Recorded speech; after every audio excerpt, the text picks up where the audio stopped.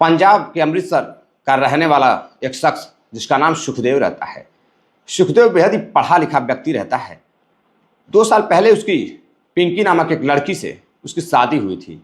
सब कुछ अच्छा चल रहा था, परिवार में दोनों साथ रह रहे थे। कुछ दिनों बाद पिंकी प्रेग्नेंट हो जाती है। वह अपने पति के साथ डॉक्टर के पास जाती है तो पता चलता है कि उसके पेट में जुड़वा बच्चे पल रहे हैं। बहुत ही जल्द वो बच्चों को जन्म देने वाली है। करीब 6 महीने की पिंकी गर्भवती रहती है, लेकिन किसी बात को लेकर एक रात पिंकी और सुखदेव में झगड़ा होता है।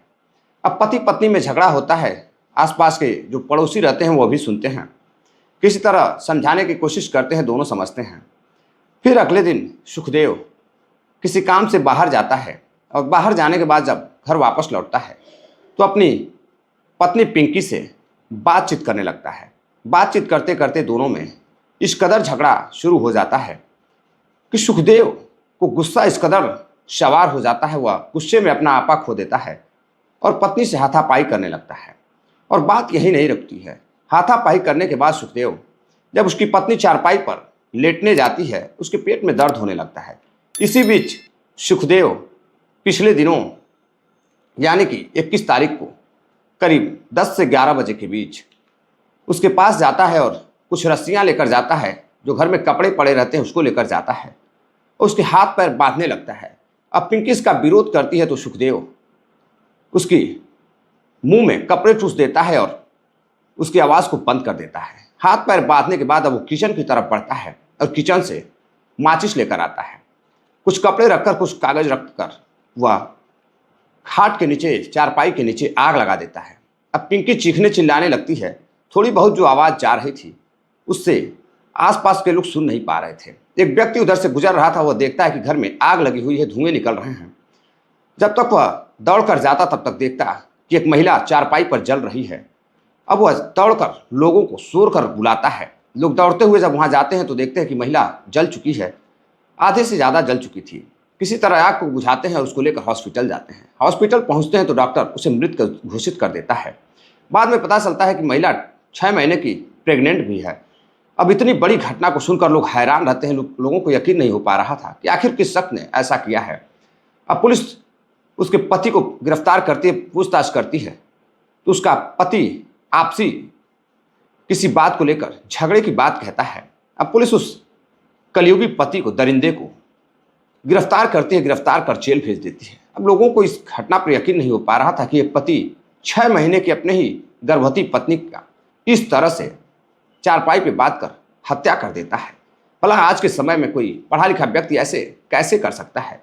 पढ़ा लिखा हो या गंवार हो, कोई भी अपनी पत्नी जिसके पेट में बच्चा पल रहा है उसके साथ ऐसी दरिंदगी कैसे कर सकता है? फिलहाल सुखदेव को पुलिस जेल भेज चुकी है। तो नमस्ते, प्रणाम। मैं आपका अपना विशु राय हाजिर हूँ एक और नई कहानी के साथ। आज की कहानी जो अभी मैंने आपको घटना बताई इससे अलग है, लेकिन जो कहानी मैं आपको सुनाने जा रहा हूँ वह इससे भी दर्दनाक और बेहद ही शर्मसार कर देने वाली है। एक खौफनाक कहानी है। कहानी शुरू करें उससे पहले जितने भी हमारे प्यारे साथी चैनल पर नए आए हैं, जुड़िए विशु वारदात तक के इस छोटे से परिवार से। अपना प्यार दीजिए, अपना सपोर्ट दीजिए। आते हैं आज की कहानी पर। आज की सच्ची घटना उत्तर प्रदेश के गाजियाबाद की है।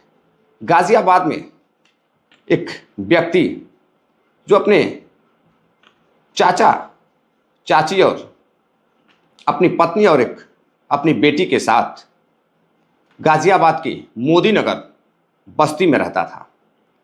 अब करीब 2015 में अब उसे कुछ पैसों की कमी होती है। अब वह कमाने के लिए शहर जाता है। कुछ दिन शहर गुजारता है, कुछ पैसे परिवार को भेजता है। सब कुछ सही चल रहा था। इसी बीच जब वह लौटकर नौकरी से घर आता है तो एक दिन उसकी बेटी उससे कहती है कि पिताजी, मुझे स्कूल जाने के लिए एक साइकिल चाहिए। स्कूल दूर है, मैं थक जाती हूँ। अब पिता बेटी की बात सुनता है तो सोचता है बेटी सही कह रही है, पैदल आती जाती है, स्कूल दूर है। तो एक पिता जो अभी जल्दी नौकरी से आया था, उसके पास कुछ पैसे थे। अब उसका मात्र एक छोटा सा बेटा और एक बेटी, मात्र 2 ही लोग उसके खुद के परिवार में रहते थे, पति पत्नी और बेटी और एक बेटा। अब बेटा छोटा रहता है तो वह जाता है अपनी बेटी को लेकर शहर शहर जाने के बाद गाजियाबाद से वह एक प्यारी सी साइकिल खरीदकर अपनी बेटी को गिफ्ट करता है और कहता है, बेटी तुम इससे रोजाना स्कूल जाओ और मेहनत करके पढ़ाई करो। कुछ दिन और गुजरता है, फिर वह कमाने के लिए शहर चला जाता है। अब शहर जाता है तो शहर जाने के बाद अब उसे दारू की लत लग जाती है। वह नशा करने लगता है। आए दिन दारू पी करके अपनी पत्नी को फ़ोन करता, लोगों से घर पर बातें करता। घर वालों को भी कोई फर्क नहीं पड़ता था। पत्नी समझाने की कोशिश करती, लेकिन पति समझने को तैयार नहीं था। वह कहता, इतनी मेहनत करनी पड़ती है कि अगर दारू ना पिए तो काम नहीं चलता। अब वह दारू पीकर काम भी करता था। धीरे धीरे अब वह इधर उधर के आसपास के कोठों पर जाने लगता है। अब उसका मन बिगड़ने लगता है, अच्छा खासा पैसा कमाने लगता है। धीरे धीरे समय बीतता है, वह अपने घर फिर से लौटता है। तभी उसकी पत्नी की तबीयत खराब हो जाती है। अब उसकी पत्नी की तबीयत इस कदर खराब हो जाती है कि वह परेशान हो जाता है। उसे लेकर करीब महीनों तक वह हॉस्पिटल में रहता, उसका इलाज कराता। जैसे ही पत्नी सही होती है, फिर से वह कमाने के लिए शहर जाता है। कुछ दिन और शहर में गुजारता है, पैसे भेजता है घर पर। अच्छा घर नहीं होता है तो घर पर उसकी पत्नी घर भी बनवाती है, जिसमें पत्नी और बेटी और एक छोटा सा बेटा और उसके ताऊ और चाचा रहने लगते हैं। सभी लोग साथ रहने लगते हैं, सब कुछ सही चल रहा था। इसी बीच साल 2018 नया दौर शुरू होता है, एक पति और एक पत्नी का। पति काम कर रहा था, इसी बीच उसके फ़ोन पर बेटी फ़ोन करती है और बताती है कि पिताजी, माँ की हालत फिर से खराब हो गई है। अब उसे लेकर मैं हॉस्पिटल आई हूँ, कुछ पैसों की ज़रूरत है। अब पिता कुछ पैसे भेजता है और कुछ दिनों बाद ट्रेन पकड़ता है और फिर से घर चला आता है मोदीनगर। मोदीनगर आने के बाद अपनी पत्नी का इलाज कराता है, लेकिन इसी बीच उसकी मौत हो जाती है। डॉक्टर उसे मृत घोषित कर देते हैं।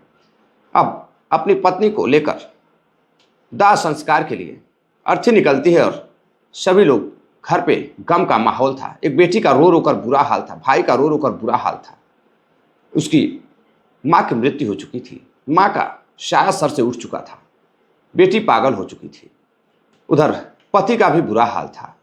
गांव वाले सहयोग करते हैं और किसी तरह से दाह संस्कार होता है। दाह संस्कार करने के बाद अगले दिन रात में पति बाहर जाता है, यानी कि एक लड़की का पिता बाहर जाता है, फिर से शराब पीता है, शराब के नशे में घर आता है। घर आकर अपने पत्नी के कमरे में जाता है तो वहाँ उसकी बेटी सो रही थी, जिसकी उम्र 16 से 17 साल रहती है। अब जब वहाँ वह सो रही थी, उसके बाद वह जाकर कमरे में बेटी के पास बेटी को पकड़कर सो जाता है। बेटी को लगता है कि पिता भी गम में हैं, माता की उसकी अभी मृत्यु हुई है। पापा को अपने समझाती है, समझाने के बाद सो जाती है। लेकिन एक पिता सोने के बाद कुछ देर बाद उससे अश्लील हरकतें करने लगता है।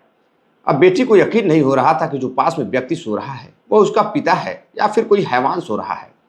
अब वो अपने पिता को रोकने की कोशिश करती है, मना करती है, लेकिन पिता सुनने को तैयार नहीं था। धीरे धीरे उसके कपड़ों को निकालने लगता है। अब बेटी रोकने की कोशिश करती है, लेकिन कलयुगी पिता मानने को तैयार नहीं होता है और बेटी का मुंह दबा करके उसके साथ वह सब कुछ करता है जो उसे नहीं करना चाहिए था। एक बेटी और एक पिता के पवित्र रिश्ते को दागदार कर देता है। कुछ दिन और गुजरता है, बेटी के पेट में दर्द होने लगता है। अब बेटी के पेट में दर्द होने लगता है तो वह जाकर अपने छोटे भाई और चाचा और ताऊ को बताती है। जैसे ही लोगों को पता चलता है कि इसके पेट में दर्द हो रहा है तो वह लेकर हॉस्पिटल जाते हैं। हॉस्पिटल जाते हैं तो हॉस्पिटल में चेकअप होता है तो पता चलता है कि लड़की प्रेग्नेंट है। अब जैसे ही यह बात ताऊ और उसके भाई और चाचा को पता चलती है, सभी लोग हैरान रह जाते हैं कि आखिर ये कैसे हो सकता है। अब वह घर ले जाने के बाद लड़की से पूछताछ करते हैं तो लड़की सारी हकीकत बयां करती है। वह बताती है कि जिस दिन माँ की अर्थी उठी थी उसके अगले ही दिन पिता ने उसके साथ शोषण किया था और वह बेहद रोकने की कोशिश की, लेकिन पिता मानने को तैयार नहीं था। वह दरिंदा बन चुका था। अब बेटी को कुछ समझ में नहीं आ रहा था कि वह करे तो क्या करे। फिर वह अपने चाचा ताऊ को सारी बात बताती है। चाचा ताऊ कहते हैं कि ठीक है, यह बात किसी से कहना मत, वरना अपने परिवार की बहुत बदनामी होगी। अभी कुछ ही महीने हुए थे माँ को गुजरे। अब चाचा ताऊ अपने जो चाचा रहते हैं भतीजे को समझाने की कोशिश करते हैं, ताऊ भी बताते हैं और बेटी को कहते हैं किसी से कुछ कहना मत, और लेकर किसी हॉस्पिटल में जाकर उसका गर्भपात करवा देते हैं। अब कुछ दिन और गुजरता है। अब पिता जो है काम करना छोड़कर घर पर नशे में अक्सर रहता था। फिर से एक दिन जब चाचा ताऊ खेत में काम कर रहे थे, भाई स्कूल गया हुआ था, फिर से वह कमरे में जाता है और जाकर अपनी ही नाबालिग बेटी के साथ फिर से दरिंदगी करने लगते हैं। अब बेटी रोने लगती है। वह कहती है, पिताजी यह क्या कर रहे हो? तुम्हें कुछ समझ में नहीं आ रहा है? मेरे साथ, अपनी बेटी के ही साथ तुम ऐसी हरकत कर रहे हो। मैं अब सभी को बता दूंगी। अब फिर से पिता लड़की को धमकी देता है, डराता है और उसके साथ ज़बरदस्ती करने लगता है। अब लड़की बर्दाश्त नहीं कर पाती है। फिर से चाचा ताऊ आते हैं, सबको बताती है, लेकिन चाचा ताऊ फिर से लड़की को समझाकर छोड़ देते हैं। कुछ दिन और गुजरता है। अब आए दिन जब भी मन करता था, कलयुगी पिता अपने बेटी के साथ शोषण करता था। कुछ दिन बाद फिर से बेटी प्रेग्नेंट हो जाती है। प्रेग्नेंट होने के बाद अब वह बेहद परेशान होने लगती है और उसकी मानसिक हालत बिगड़ने लगती है। वह कुछ समझ नहीं पाती है कि वह कर क्या रही है, उसके साथ क्या हो रहा है। अब फिर से वह अपने चाचा और ताऊ के पास जाकर सारी बात बताती है। अब फिर चाचा ताऊ ले जाकर उसका अबॉर्शन करवा देते हैं और उसके पिता को समझाने की कोशिश करते हैं। बेटी भी अपने पिता से बेहद नाराज़ रहती है। जब भी पिता जिस कमरे में रहता है, आसपास रहता, वो अपने पिता को दरिंदा समझती थी और उससे दूर रहने की कोशिश करती थी। अब कुछ साल और गुजरता है। आता है साल 2024। कई साल माँ को मरे हुए बीत जाते हैं। धीरे धीरे करीब 6 साल तक उसने अपने बेटी का ऐसे ही शोषण करता रहा और ताता और चाचा ताऊ जो भी थे, सारे लोग इस शोषण को बर्दाश्त करते रहे, देखते रहे। अब 16 अप्रैल की रात को फिर से लड़की अपने कमरे में सो रही थी। फिर से एक बार उसका पिता जाता है और जाकर अपने लड़की के साथ अश्लील हरकतें करने लगता है। लड़की चीखने चिल्लाने की कोशिश करती है तो फिर से उसका पिता तकिए से मुंह दबा करके उसके साथ इतनी गंदी हरकत को अंजाम देता है। भला एक पिता अपनी बेटी के साथ ऐसी हरकत कैसे कर सकता है? अब बेटी परेशान हो जाती है, घर पर सभी को बताती है तो घर वाले उसको बाहर जाने से रोकने लगते हैं।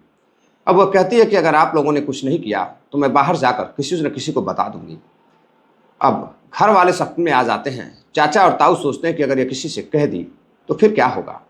अब उसको समझाने की कोशिश करते हैं, लड़की समझने को तैयार नहीं होती है।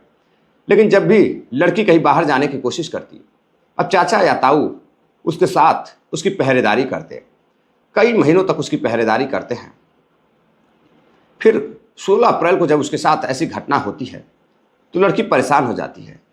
धीरे से जब सभी लोग सो जाते हैं तो वह उठती है और वहाँ से फरार हो जाती है। फरार होने के बाद मोदीनगर रेलवे स्टेशन जाती है। वहाँ से वह लड़की ट्रेन पकड़ती है और उसे यह समझ नहीं आ रहा था कि वह कहाँ जा रही है। बस वह अपने घर नहीं रहना चाहती थी। उसका रो रो कर बुरा हाल था। वह एक बिना टिकट के ही एक ट्रेन में चढ़ती है और वह पहुँच जाती है गाज़ियाबाद।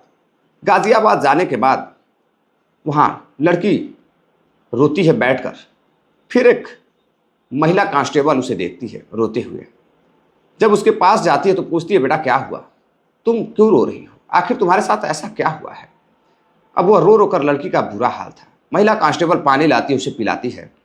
पिलाने के बाद फिर से उसे अपने साथ थाने लेकर जाती है। थाने लेकर जाती है और अपने साहब से, अधिकारी से बताती है कि इस लड़की का रो रो बुरा हाल है। यह लड़की कहाँ से आई है, कौन है, यह कुछ भी बोल नहीं रही है और यह बोलने की हालत में भी नहीं लग रही है। अब थानेदार साहब उसे खाना खिलाते हैं, पानी पिलाते हैं। लड़की इस हालत में रहती है, इतनी तकलीफ में रहती है कि वो खाने की हालत में भी नहीं रहती। वह बस रोए जा रही थी। थानेदार साहब महिला कांस्टेबल से कहते हैं कि इसके साथ क्या हुआ है, तुम अंदर कमरे में लेकर जाओ और उससे पूछताछ करो। अब महिला कांस्टेबल अंदर लेकर जाती है और बोलती है कि बेटा तुम्हारे साथ ऐसा क्या हुआ है, तुम क्यों रो रही हो? लड़की रोते रोते कहती है, मैं क्या बताऊं, अपना दुख मैं किसे सुनाऊं, कोई यकीन करने को तैयार नहीं होगा। दरअसल 2018 में मेरी माँ की मौत हो गई थी और उसके अगले ही दिन मेरा पिता मेरे साथ शारीरिक संबंध बनाया था, मेरा शोषण किया था। मैं रोकने की कोशिश की लेकिन उस दरिंदे ने नहीं सुनी। माँ का साया उठ गया था, कोई सुनने वाला नहीं था। मैंने यह बात अपने चाचा और ताऊ को भी बताई, छोटे भाई को भी बताई, लेकिन उल्टा उन लोगों ने पिता को डांटने के बजाय मुझे डांटना शुरू किया। और मुझे समझाना शुरू किया। कुछ दिन बाद मैं झेलती रही, फिर से मैं प्रेग्नेंट हो गई। उसके बाद कुछ दिन बाद फिर मेरा गर्भपात करा दिया गया। फिर से 16 अप्रैल को 6 साल बाद धीरे धीरे बीत चुके थे समय, और फिर से मेरे पिता ने मेरे साथ 16 अप्रैल की रात को आकर ज़बरदस्ती की, फिर से मेरे साथ गंदी हरकत की। अब जैसे ही एक महिला कांस्टेबल यह सुनती है, वह भी रोने लगती है, अपने गले से उस बेटी को लगाती है। लगाने के बाद कहती है, डरो मत, तुम्हारा ख्याल मैं रखूंगी। फिर सारी हकीकत अपने बड़े आला अधिकारियों को बताती है। अधिकारी जैसे ही यह बात सुनते हैं, वह हैरान रह जाते हैं कि भला घर वाले ऐसे दरिंदे की सपोर्ट क्यों कर रहे थे। अब पुलिस लड़की को लेकर उसके गांव मोदीनगर जाती है। मोदीनगर बस्ती जाने के बाद उसके पिता को गिरफ्तार करती है, और जो उसके चाचा ताऊ रहते हैं, जैसे ही पता चलता है कि पुलिस आ रही है गांव में, लड़की पुलिस लेकर आ रही है, तो वैसे ही वो वहाँ से फरार हो जाते हैं। अब पुलिस उनकी तलाश करने लगती है। बेटी अब उसी महिला कांस्टेबल के साथ अभी भी है। बात पुलिस भी सोच रही है कि आखिर वह लड़की जाएगी कहाँ, उसे किसी रिश्तेदार के यहाँ भेज दिया जाए। अभी पुलिस फिलहाल उसके पिता को पूछताछ कर जेल भेज दी है और उसके चाचा और ताऊ की तलाश कर रही है। दरअसल ऐसी घटनाओं पर लोगों को यकीन नहीं होता है। लोगों को कहानियाँ काल्पनिक लगती हैं, लेकिन यह बिल्कुल सत्य घटना है। मैंने भी सुनी तो मुझे भी यकीन नहीं हो रहा था कि जिस बेटी के सर के ऊपर से माँ का साया उठ जाता है, बाप को अपना हाथ उसके सर पर रखकर अच्छे से खड़ा होना चाहिए कि बेटा मैं तुम्हारे साथ अभी भी हूँ, माँ नहीं हो तो क्या हुआ, मैं भी तुम्हारा पिता हूँ, मैं ही तुम्हारी माँ हूँ। लेकिन उस दरिंदे ने इस तरह की घटना को अंजाम दिया कि भला इससे शर्मसार घटना आज के समाज में, आज के पढ़े लिखे समाज में क्या हो सकती है। जो भी इस घटना को सुनता हैरान रहता, परेशान रहता, आखिर विश्वास किया जाए तो किस पर किया जाए। दरअसल साथियों, इस कहानी, इस घटनाक्रम को सुनाने का उद्देश्य आपको जागरूक करना है, सावधान करना है, किसी को हैरान करना या परेशान करना नहीं है।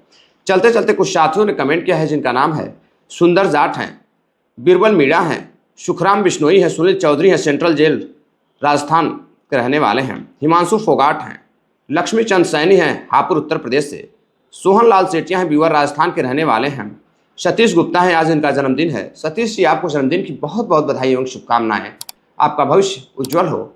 मिलते हैं एक और नई कहानी के साथ, तब तक के लिए आप सभी साथी अपना ख्याल रखिएगा, सतर्क रहिएगा, जागरूक रहिएगा, अपना प्यार दीजिएगा, सपोर्ट दीजिएगा। जय हिंद, नमस्कार।